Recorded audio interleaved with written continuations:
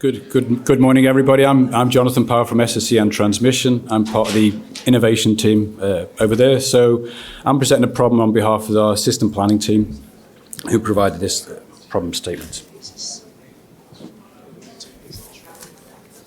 So I think first of all, what is intentional islanding? So it's disconnecting from the main grid and operating independently, and that can either be with a link maintained with the grid or a completely divorced from the grid, so a separate autonomous system.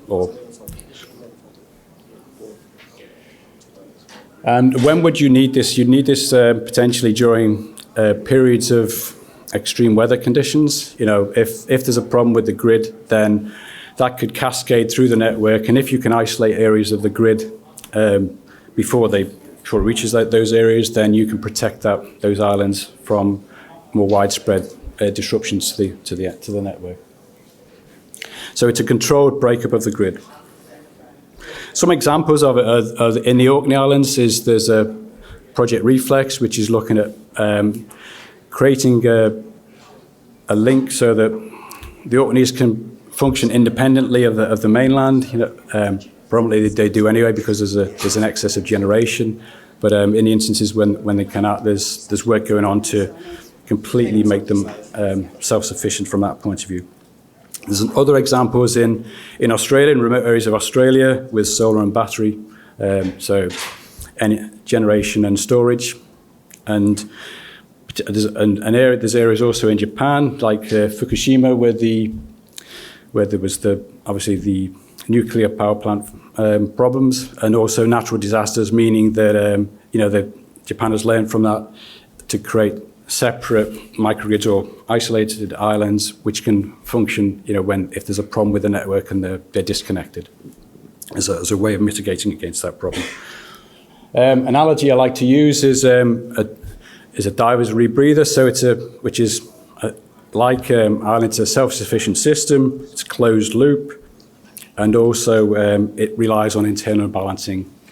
So constant supply, in the case of a rebreather, constant supply of oxygen and scrubbing out the carbon dioxide as you're exhaling. And on the right, you can see a kind of a schematic of how it might work in practice. So some of the challenges are areas of Scotland are on a radial circuits, meaning there's vulnerable to severe weather conditions, and if there's an outage, obviously they're quite isolated from the rest of the network. Upgrading circuits to meet N-1 requirements, so that means that there's backup, but there's if there is a problem, but it's obviously a stringent requirement. It's expensive, and any extension or reinforcement of the network is time-consuming, both time-intensive, so it can take a number of years, and very expensive. So if you can reduce that through the use of energy islanding, and the purpose of this project is to model, what an energy island system may look like, and how that could be tried, and looking at different scenarios in practice, and assessing, what could be the optimum way of configuring a number of islands across northern Scotland, in our case, our network. Obviously, the network's has a massive renewable penetration and a relatively small level of flexible demand.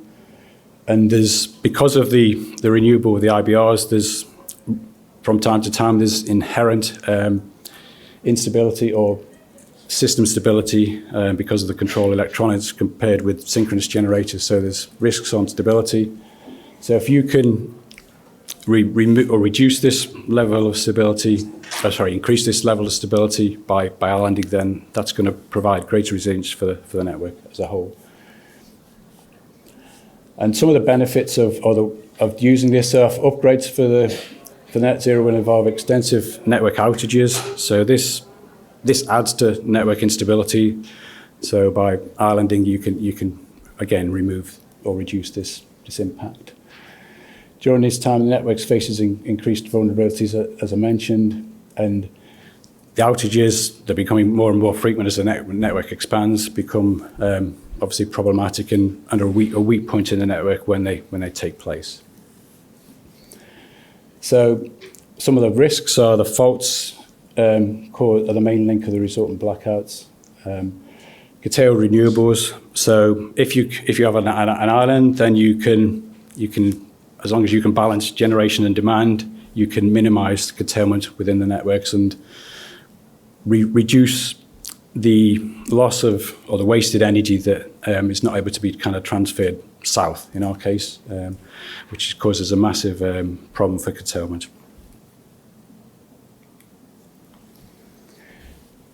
The ambition is to provide resilience for remote communities, of which obviously there are many in Scotland, particularly in our licence area. And we cover a large proportion of the UK, but the population is less than 1 million people, of which they're spread through a large area. Faster restoration after outages, so you can, rather than having to kickstart the whole network, you can build from a black start to islands and then kind of permeate that power through the network. And improve resilience in increasing weather conditions, which obviously is a result of climate change.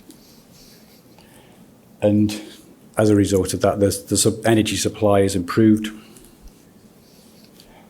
We're obviously delivering a network for net zero, which is, as I mentioned, if we can reduce I suppose the level of reinforcement through more strategic and I suppose intelligent use of islanding throughout the network, then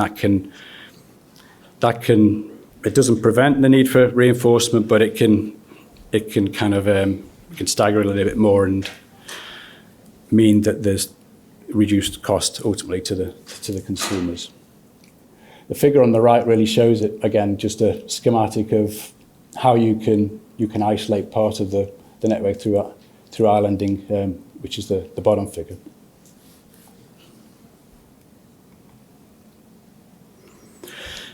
I won't say too much on this, but this is a schematic of the process. So you've got the main connections of the grid with the boundaries, and then when there's a problem, then through a control system, they're disconnected prior to when that problem or that electrical problem reaching the particular areas of the network which are islanded.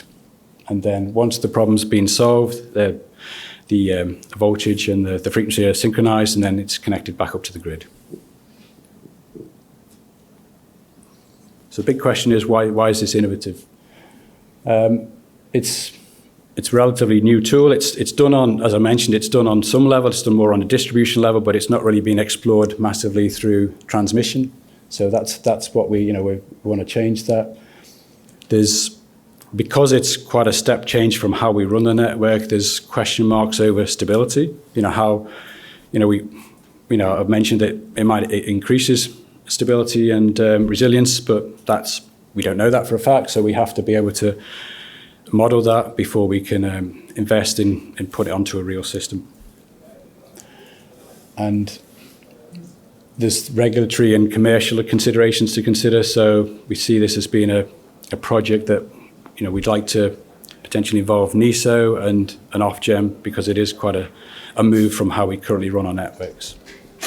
And some of the projects it's building upon are listed there. I mentioned the Project Reflex, which is the project with Orkney earlier. We welcome innovators to come forward with ideas of how we can kind of tackle this problem and model a range of island configurations and see how feasible, or if this is an option for how we configure the network in the future. So thank you for your attention. If there's any immediate questions, I'll welcome them, or if you want to come and speak with me later, then we can do that then.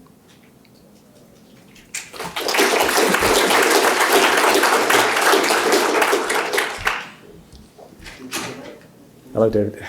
Hi, Jonathan. Hi. Thanks, Jonathan. Really interesting. David McClellan from the Energy Innovation Centre. Recognise a lot of what you're talking about there. So just one question.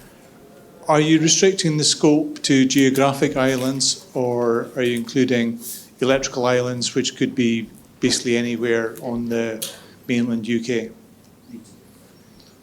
I think we're keeping it pretty open at the moment. I think we just wanted to see what response we get, and then we'll kind of move from there. So yeah, we're not being too prescriptive at this point. Okay, thank you.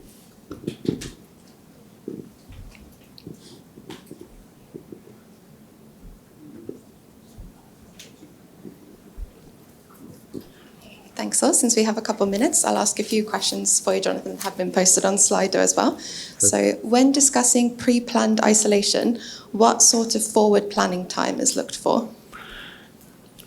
Good question. I think I would have to take that one away and speak with our system planning team, because I don't want to give an answer that is not really informed. Yeah, great, thank you. And next question, is the ambition of the network islands to have their own balancing mechanisms to manage generation to meet demand? That would be the intention, yes. Yeah. So they can completely separate from the main grid and function, for a period of hours or days, depending on what requirements. Yeah. But yeah, again, that would each island there may be different set of requirements for different islands. It wouldn't be necessarily one solution to fit all. Wonderful, thank you. Hello. Thanks, Jonathan. Loic from Cambridge Consultants. Is this project looking specifically for the modelling around the islanding, or around kind of how you would manage the flexibility within the islands, or both? It's looking at. Can you just rephrase that? I've got following on from the last question, you'd be looking to manage the flexibility within the islands. Yeah. Are you interested in that within this project, or is it more kind of looking at the overall how you would control the different islands on a bigger piece? It's the modelling of the islands and okay. how it kind of fits together. So it'd be the integration of that as well into the main network. So it'd be both. Okay, perfect. Thank you. Yeah, thank you. Xander Burbage from Smith Institute. Following on from that as well, is that then the anticipation that NISA would do that balancing, or is that actually something that SSEN transmission would need to look at as the... I think it would be a combination of the two. Yeah. I mean, although this is an SSEN transmission problem statement, we'd be keen to get NISA involved. Yeah, the collaboration is key. Yeah. Thank you. Sorry, Simon Stromberg, SSE and transmission. Just reflecting on what was said earlier, I wouldn't rule out in this project looking at the regulatory aspects of this, because who is managing that balancing and how it should be done within the regulatory might be a barrier beyond the modelling. And I think we'd be open to proposals in that. And we kind of got that message. I got that message this morning from Laura, both in her talk, and I had a conversation with her earlier. So I think for me there's two aspects. One is the modelling. The second bit is, well, what regulatory financial model would make that happen? Should it be NISA that's managing the balancing, or in an islanding situation, should it be somebody else because it's islanded, right? So don't be frightened to put in ideas that are related to the subject but might be slightly tangential, because it might develop a different project. So all of these things are open to discussion. Great. Thank you, Jonathan. Thanks, Alan.